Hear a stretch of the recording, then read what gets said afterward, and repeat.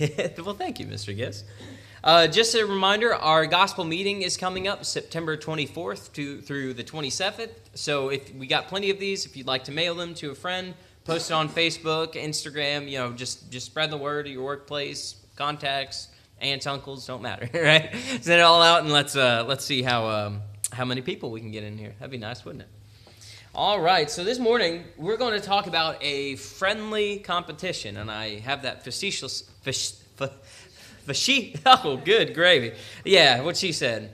It's not really a friendly competition at all. Has anyone been there? Have you ever had, especially if you have siblings, did you ever have like a competition, a game kind of thing, and it starts out as just kind of, hey, let's see who's the best at this, and then it quickly devolves into chaos and bruises and black eyes and so forth, and thrown ping pong paddles. I plead the fifth.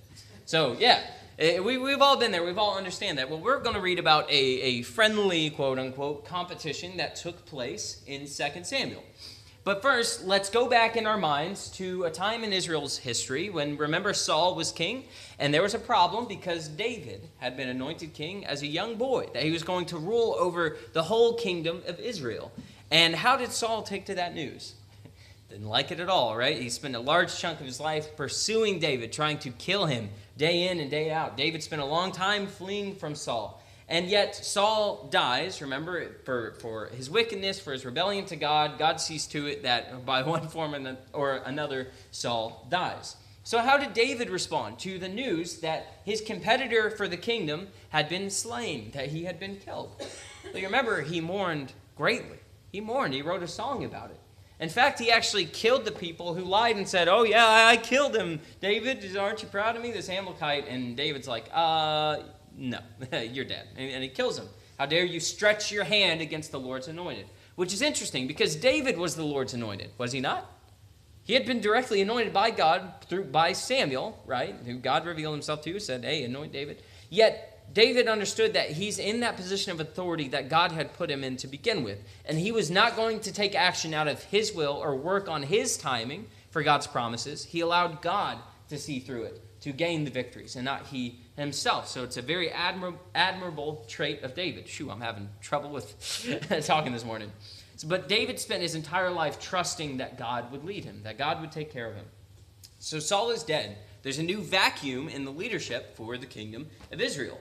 And at this point, David is only reigning over the tribe of Judah. He sets his quarters up in Judah, and Abner sets up Saul's son, Ishbosheth, as king over the rest of the tribes. Now, it doesn't say that like Ishbosheth, he was the son of Saul. It doesn't say like he made himself king or anything like that. He actually seems to be pretty feckless and weak in the story. He has no power of his own. In fact, it's by Abner's authority and power that he sets up Ishbosheth as the king. And that's a problem, right? Because can you imagine David, like, we finally got rid of Saul, and now there's more popping up, and God promised me the kingdom. But think for a moment, Israel's supposed to be one united kingdom of priests under a covenant with each other and with God, right? They're not supposed to be divided. There's not supposed to be competing kingdoms in Israel. And so here's a little chart for the characters. This is going to be important. So you got David ruling over Judah, and then he has the sons of Zeruiah. Joab is the captain of David's army. He's his strategist, his military guy. And Joab has two other brothers, Asahel and Abishai. They were called the sons of Zeruiah, and that actually became kind of a derogatory statement that David uses because, well, you'll see why. If you remember, Abishai is the one who is like, David, let's kill Saul. Let's do it. I won't have to strike him twice. It'll just be once. It'll be a clean cut, right? They're always ready for a fight. And then you have Saul, who had a son, Ishbosheth. And then you have Abner, who is like David's Joab, right? Military, genius, kind of sets him up. He's the weight behind Ishbosheth.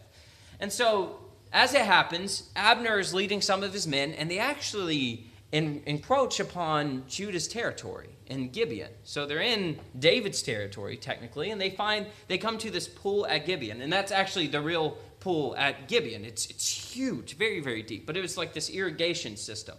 So you can imagine that the scripture says that in 2 Samuel 2, that they came to meet each other, one at one side and one at the other. So they're on either side of the pool, kind of facing off. So up to this point, keep in mind there's no record of any violent conflict between David and Ishbosheth up to this point. It just kind of says that they're doing their thing. David's king in Judah. Ishbosheth is king of Israel. And then all of a sudden they're in their enemy territory. So the tension, though, is palpable, right? Because at the end of the day, one way or another, God's king is going to rule over all Israel. That's what God had promised. But it seems that David took no concern in fortifying the kingdom that he was promised. It doesn't say that he engaged in an active military crusade to kill Ishbosheth and capture all Israel by force. David seems to just be kind of cruising, to just rely on God, do his own thing, and God will take care of the rest. But the leaders of their respective militaries have other ideas in this, what appears to be a time of peace so far. In verse 14, it says, "And Abner said to Joab, 'Let the young men arise and compete before us.' And Joab said, 'Let them arise.'" So this seems to be a competition of ego. Because I don't believe it was like, if your guys win, then the whole kingdom goes over to you. There's no threat of that on the line. It just seems kind of a chest beating, right? Like, my soldiers are the toughest. Y'all are lame. All right, let's get our young men. Let's see who has the best military. And so, but whose expense does their ego battling, at whose expense does that come? The young men, exactly. In verse 15, it says, "Then they arose and passed over by number, 12 for Benjamin and Ishbosheth, the son of Saul, and 12 for the servants of David." So 12v12, right? We got 12v12 going on here. "And each caught his opponent by the head and thrust his sword in the opponent's side, so they fell down together. Therefore that place was called Helkath Hazorim, which is at Gibeon." And that just means the field of sharp edges, because, well, go figure, right? So this 12v12, what happens? It's a clean draw. It's a flat-out draw. They died together. I mean, that's just the comedic, tragic idiocy of what's going on here. Like, what is the purpose of this? Those 12, that 12v12 lost their lives for no reason. There's no reason for that. Just an ego battle. But notice how it jumps, right? It started out as a competition, and look at what it says next. "And the battle was very fierce that day." Seems that there was an escalation.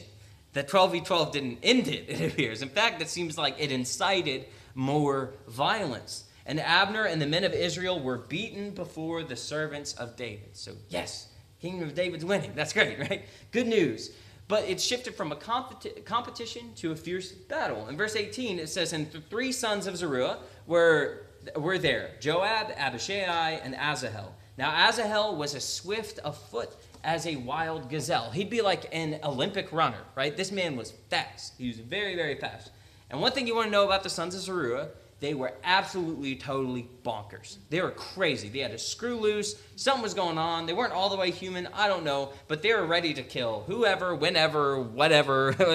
They seem to have no regard for human life whatsoever. And they have this kind of crazy amount of loyalty that ends up getting them in trouble at some points. And it's just, they're nuts. So Asahel has his eyes on the prize, which would be Abner. So I want you to imagine, it's believed that Asahel was the youngest of the 3. So, when you're young and you're very zealous, right? And you want to impress people, you want to make big accomplishments. And so he's looking, and he's like, all right, I can chase after any of these guys. I'm going for Abner. If I take down Abner, he's the power behind the Ishbosheth. If I take him, man, David's going to be proud of me. David's kingdom is going to further. I'm not accepting anything else other than killing Abner and taking his armor for myself. So guess what he does? He starts running, and he starts chasing Abner. Now, what do we remember? He's very, very fast. So as you can imagine, he's gaining on Abner very quickly. And it's funny because Abner, the whole time they're running, Abner's running, Asahel's running behind him, and then as Abner's running, he's like, "Is that you, Asahel?" I wonder how he knew. No one else can run that fast. He's getting on me real quick. And then I just imagine him going, "Please don't be Asahel. Please don't be Asahel." Because, he implores Asahel, turn aside. He's like, "Go after one of the other young guys, all right? You got plenty to choose from. Don't go for me, because if I have to kill you, then I have to deal with Joab. How can I lift my face before your brother Joab?" Because why is he scared of Joab? Because Joab is nuts. Because he's crazy. He'll kill me. He knows this is going to start a blood feud. between my house and Joab's house. And so as they're running, Asahel does not take no for an answer. He keeps chasing him, and then Abner just stops and puts his spear backwards, not even the sharp end, backwards, and it impales him through his back. Imagine how fast you have to be running for just the blunt end of a spear just be jabbed like that and impales you all the way through. Lovely, lovely Sunday morning conversation, right? It gets better, trust me, or worse. Verse 24, but Joab and Abishai pursued Abner, and the sun was going down. They came to the hill of Ammah, which lies before Giah, on the way to the wilderness of Gibeon. And it's very sad because Joab comes across and Abishai come across their brother's dead body, and they just stop. It says they stood still. For a moment, the chaos ceased. They stopped to observe their dead brother.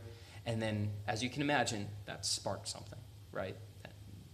Abner's got to die.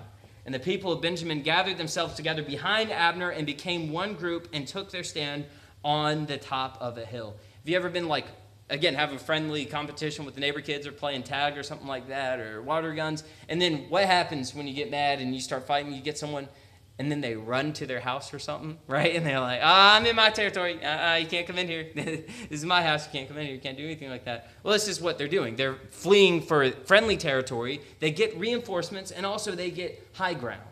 They have reinforcements and high ground. It says, then Abner called to Joab, shall the sword devour forever? Which is rich because who kind of instigated this whole thing?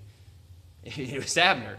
It says, do you not know that the end will be bitter? He did not know how true that statement was, because the end is bitter.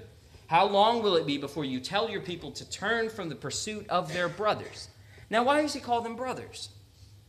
Because they're Israelites. They are brothers. They're of the same nation. They're the same royal priesthood. And yet they've fought against each other because people aren't operating under God's anointed one. It's causing disharmony. And Joab said, as God lives, if you had not spoken, surely the men would not have given up the pursuit of their brothers until the morning. So Joab blew the trumpet, and all the men stopped and pursued Israel no more, nor did they fight anymore. So what Joab meant by that, I believe he's saying, you're lucky you cried uncle, because we would have fought till morning. You're lucky you're waving the white flag, right? That would kind of fit with Joab's character after all. So verse 30, Joab returned from the pursuit of Abner, and when he had gathered all the people together, there were missing from David's servants 19 men besides Asahel. All right, so 20 people total. But the servants of David had struck down of Benjamin 360 of Abner's men. So despite the loss of Asahel, this was a blowout victory, right, for David's men. In chapter 3, moving to the next chapter, it says there was a long war after that point. So notice there wasn't a long war before this, but after that friendly competition, there was a long war between the house of Saul and the house of David. This is a civil war. And David grew stronger and stronger, while the house of Saul became weaker and weaker. I wonder why. Why do you think that was? It seems this sparked, I already said that, but God's king, anointed king, is slowly getting stronger. Verse 6, while there was war between the house of Saul and the house of David, Abner was making himself strong in the house of Saul. See, so Ishbosheth isn't getting stronger, but who is? Abner.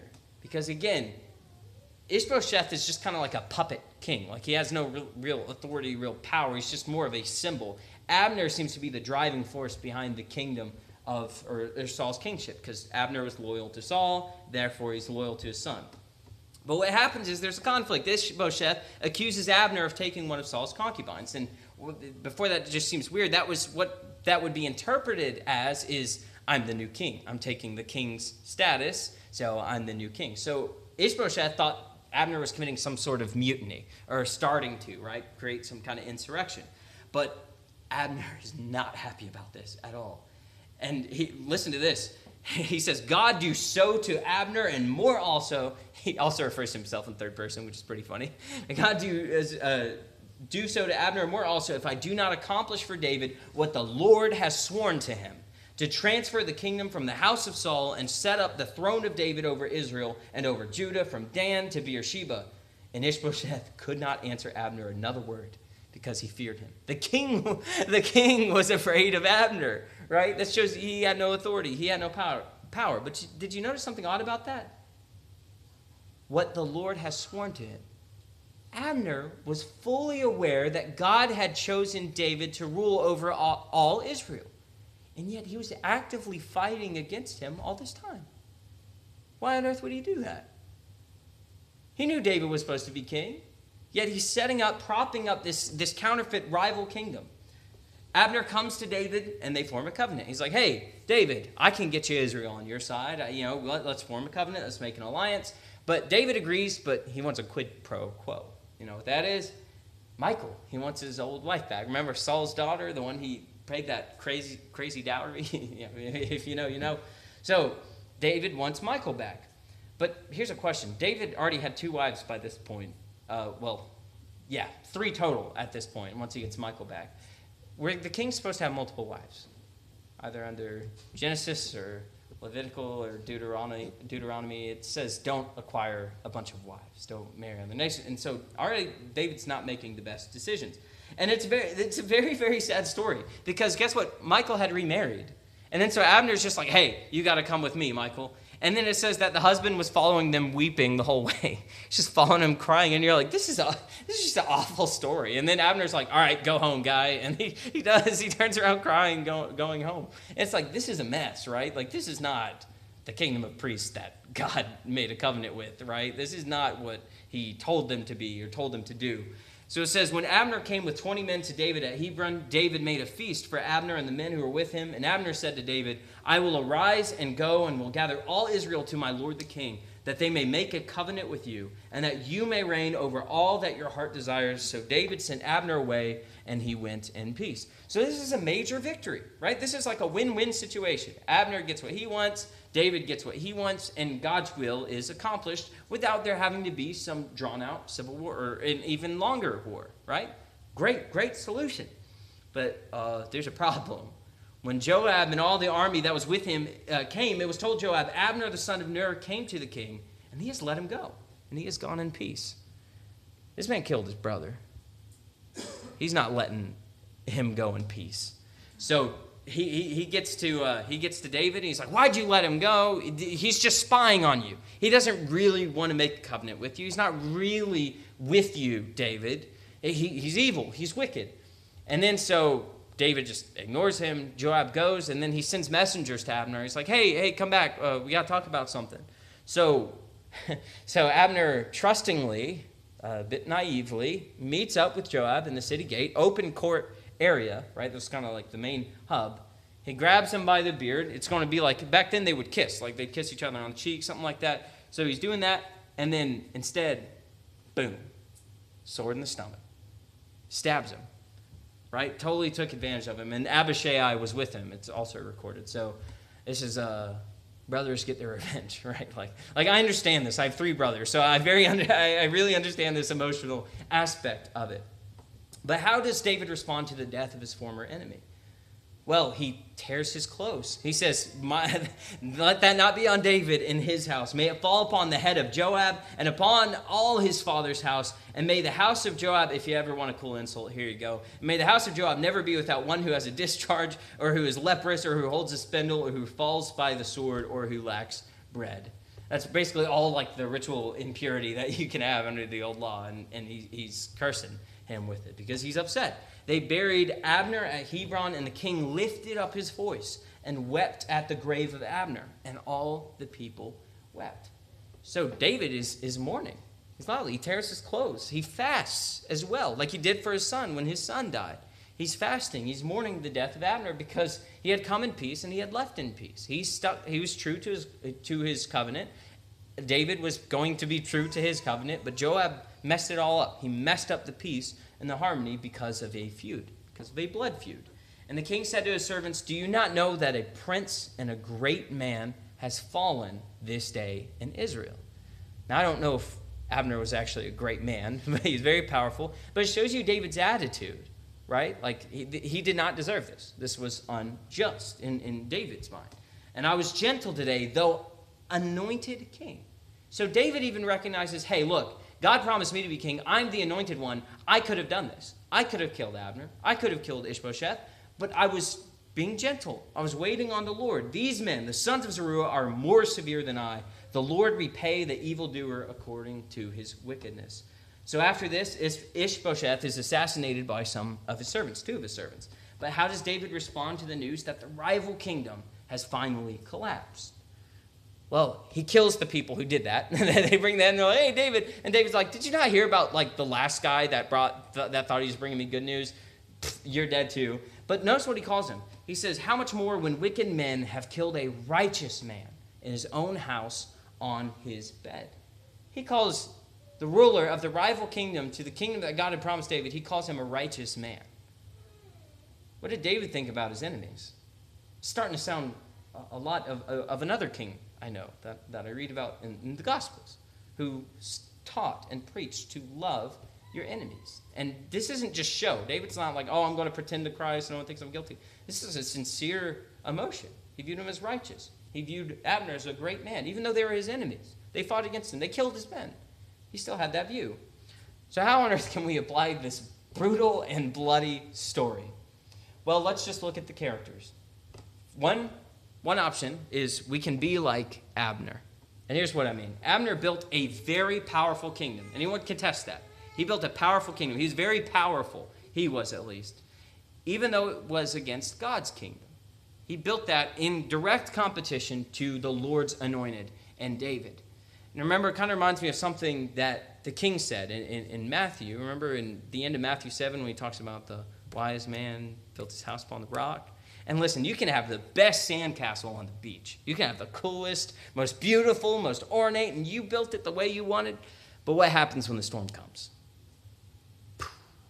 And that's exactly what happened to Abner. You know, he wasn't a great moral guy. I mean, after all, look, he's fighting against God actively. Second, we can be like Asahel. We can become overzealous and pick the wrong battles to fight and end up getting ourselves hurt. That's what he did. He thought this will be the move, this will be the best. And you can imagine in the youthful zeal of thinking, man, David's going to be so proud of me. Man, I'm accomplishing God. You know, God's kingdom is going to be established once I get rid of this guy. It'll be amazing. It will further God's kingdom. But I want you to think about what Paul says in Romans 14:17. For the kingdom of God is not a matter of eating and drinking, but of righteousness and peace and joy in the Holy Spirit. It says in verse 21, it is good not to eat meat or drink wine or do anything that causes your brother to stumble. The faith that you have, keep between yourself and God. Blessed is the one who has no reason to pass judgment on himself for what he approves.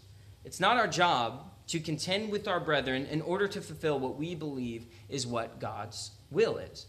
And we see this in multiple ways. I'll just give a silly one, but I've known brethren throughout the years who thought it was their mission. It was their mission in the church to make sure that every single person, every single male was wearing a tie. Like that was their thing. They'd go up to people, you're not wearing a tie. They'd do that. It's like, that's not what the kingdom of God is about. Maybe pick a different battle. The kingdom of God isn't about those things. It's about love. It's about peace. It's about harmony. It's about reconciliation among brothers, not about your own personal convictions and beliefs and choosing that fight to fight and contend with your brethren against. That's something you need to let go. Keep the faith that you have, the convictions you have, keep between yourself and God. That's what Paul tells us to do. And I'd say a lot of disharmony would be avoided if people just kept it between themselves and God. And there's a time and place. There are battles to fight. Don't get me wrong. When church is going to error or heresy is tolerated, those are battles you need to pick. But on matters of eating and drinking, as Paul says, or a day, or which day you esteem as holy, that's not your battle. So, don't get overzealous, right? Choose the right battles. Don't choose a fool's errand. Third, we can be like Joab. He was easily provoked into a competition of ego, right? Joab could have said no. When he said, let's have a competition, no, get out of the property, get out of our kingdom. But no, he readily agrees to it, making selfish decisions. He gatekeeping who gets to be in the kingdom. David, Abner's just trying to spy on you. He's not really with you. And disobeying the king when his logic didn't fit his own, when the king's logic didn't match Joab's logic. In Philippians 2:3, I just can't help but think of this. Do nothing from selfish ambition or conceit. Do you think Joab struggled with either of those things?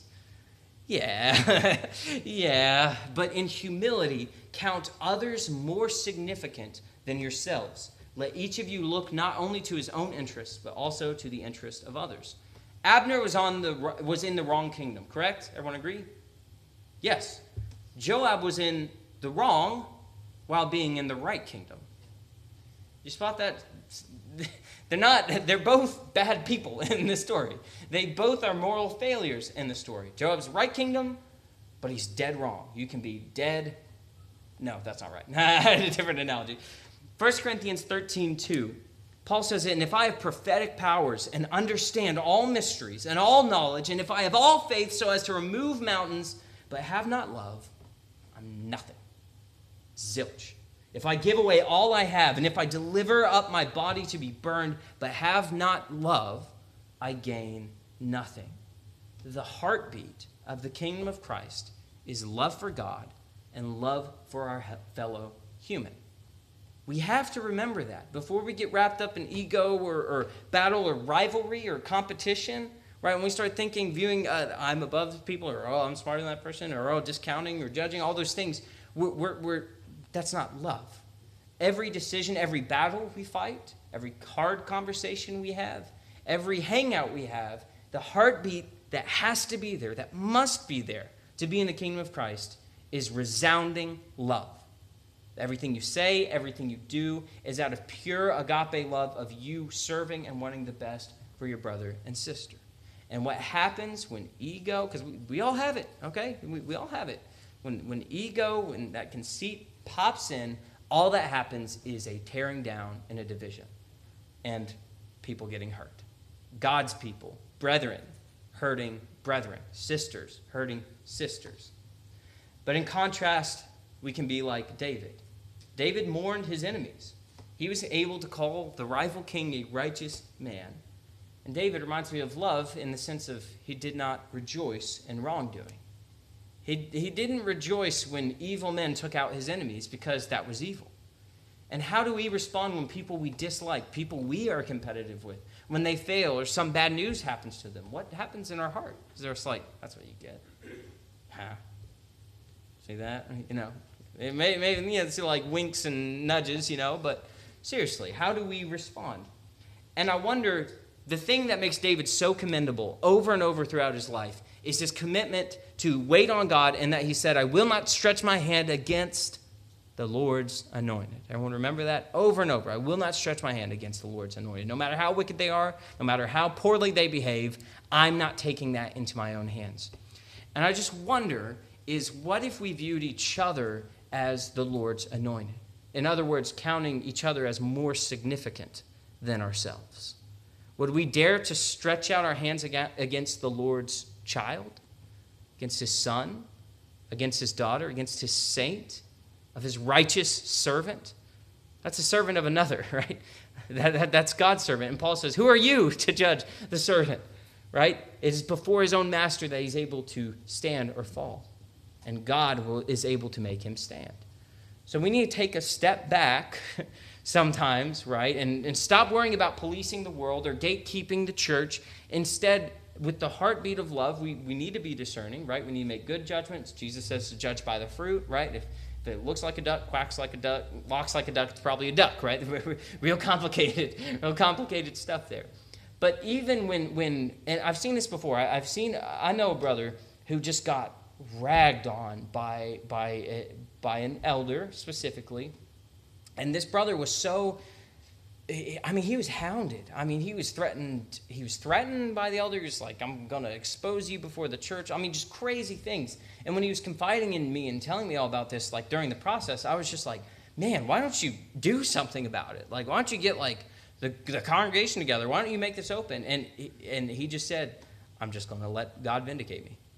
Not do anything. I'm just going to let God vindicate me. At the time, I didn't understand that. I'm like, man, I'd be like loud as all get out. I'd be like, this is not right.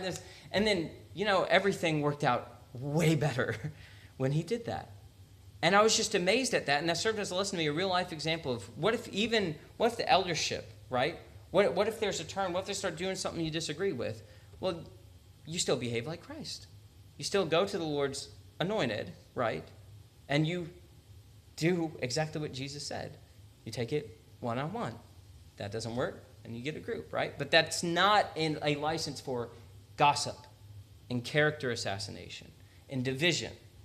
See, those things have to be handled Christ-like. Love has to be there. We have to reconcile by Jesus' directives, not our own, not by gossip, tearing down them, us, we, all those things. We're brethren. We can't let that division. We can't let ego. We can't let overzealousness. We have to be careful of all these things and have the attitude of God is perfectly sufficient of protecting his church. And I trust in that I'll do what God has called me to do. I'll make action when God has required action. I'll have the conversations that need to be had, but I'm not going to bear the worry of the kingdom on me, because it's not about me. It's about what God is doing through his redeemed people. And he's going to win. And the amazing thing is, through all the rebellion, all the poor decisions, guess who won? God. Whoa. You mean people can behave poorly, make awful decisions, and God's way still gets accomplished? You betcha. But you decide whether you're part of the winning team or part of the losing team. So my final question is, which kingdom do you belong to? Jesus was the best way to human. He invites all of us into his kingdom. He invites all of us to die with him in baptism, to be washed of our sins and resurrected, raised up this new creature, made alive in the Spirit until the day that we have the resurrected body and we are in the presence of God eternally. So I ask, if you have any need, please come forward as we stand and sing.